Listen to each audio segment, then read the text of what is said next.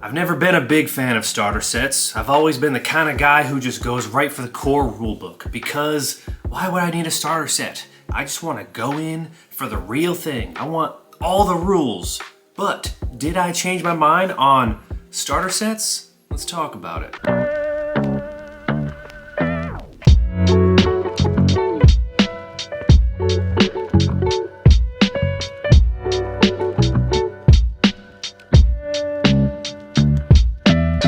Welcome back to the channel. This is the Sacred Art of Gaming, and today we're talking about starter sets because I just went through quite a few of them, and I have some thoughts, especially considering starter sets has traditionally been something that I have avoided in the past. Anytime I would see a starter set as an option, I would ignore it and I would just buy the rulebook, because chances are the rulebook was probably just a little more money than the starter set, where I would just get everything I need as opposed to part of what I need and some extra little goodies that I'll use once.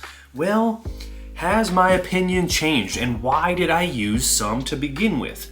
Well, it all started with games like RuneQuest, which I do have a playthrough of. I'll probably do a link down in the down below in the description, and I don't think I'm going to do any other playthroughs of starter sets. Unless you disagree with that, feel free to let me know, but it seems like not really a thing.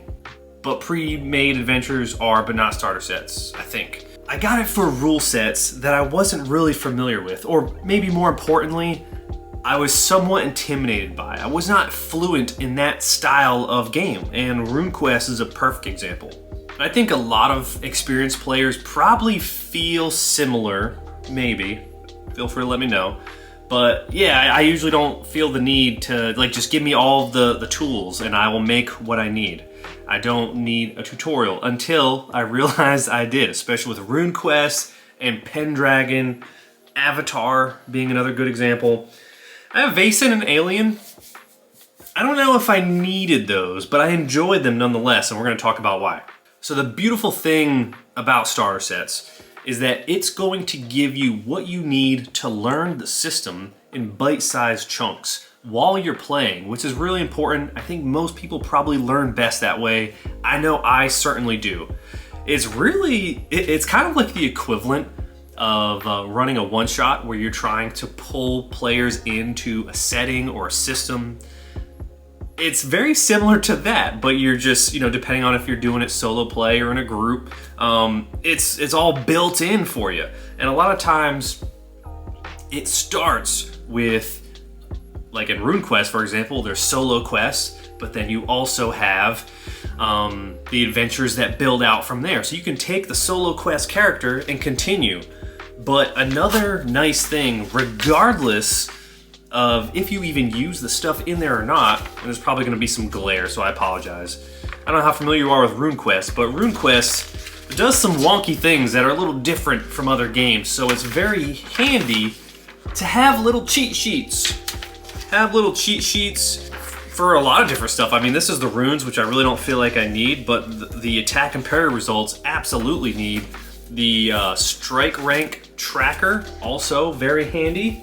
To use something non-RuneQuest related, here is what you have in Vaesen. So it gives you a little breakdown as a reminder for what a skill test is, how to help, how to push, slow and fast actions, dodging and parrying, just for those little things that every now and then you may forget, and you just have it at your fingertips, which is very handy for kind of taking the rules and writing them into your long-term memory.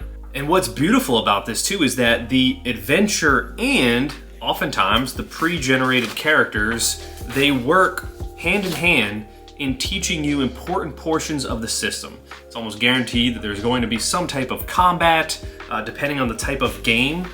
In the case of RuneQuest, there's a battle going on, and there's also some preparing by dealing with gods in some way, and I dig that.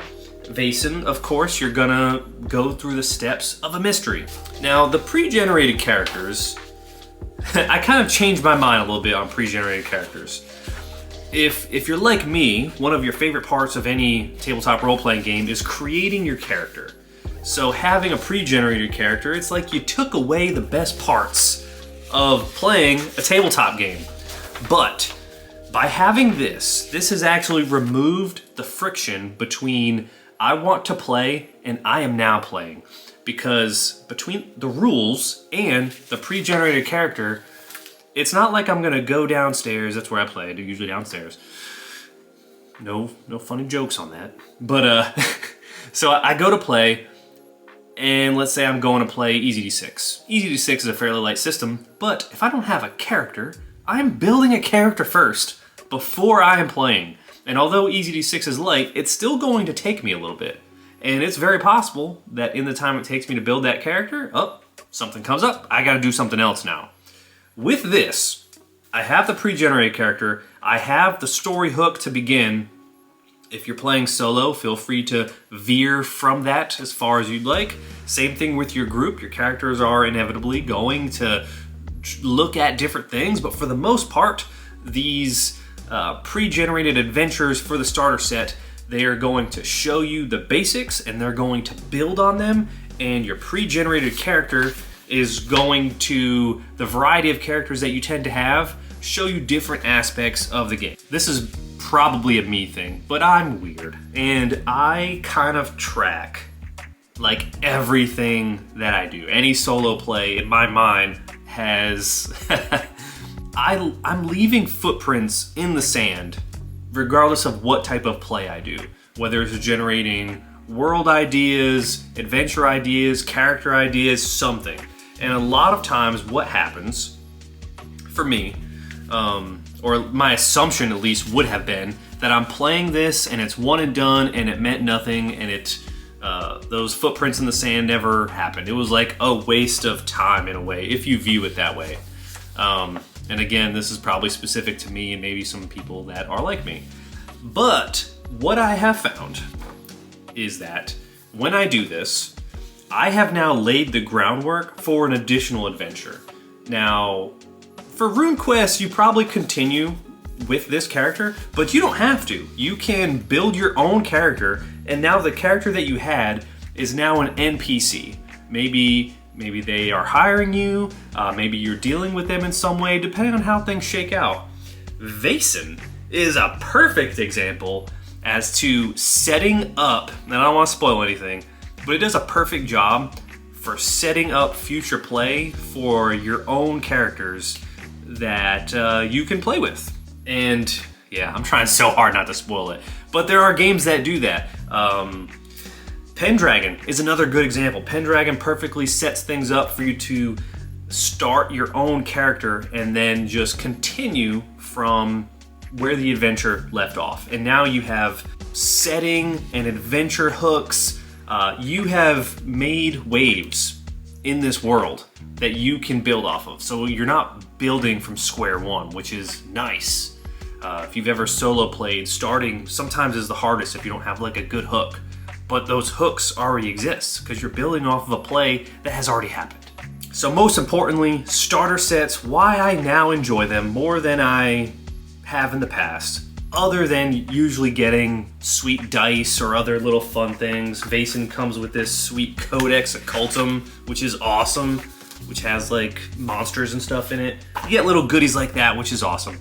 But it lowers or reduces, maybe even removes a lot of the resistance to playing. And then once you have that momentum, you very easily catapult yourself into your own character.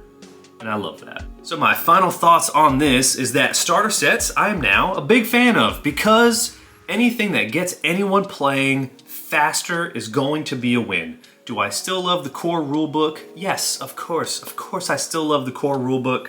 And of course, as intended, this gives you a taste of the system before you actually purchase the core rulebook. Oftentimes, I'm already like kind of sold on the game, but yeah, Fallout. Fallout was a good example. Let's pull up the Fallout one. This is the Fallout starter set. I have the starter set. I enjoyed the starter set. I don't currently own the book. Maybe I will own the book eventually. Am I pressed to get it right away? No, but I know what Fallout is all about now. So yeah, that is huge. You play sooner, you're learning in a more efficient way, and you're letting the game teach you in a very organic way. So, those are my thoughts on starter sets. Let me know some of your favorite starter sets down in the comments, and let me know some of the benefits or cons of starter sets in your humble opinion. This has been the Sacred Art of Gaming. Don't forget to like, comment, and subscribe if you're digging what we're doing here. And I will see you in the next one as we continue to explore the sacred art of gaming together.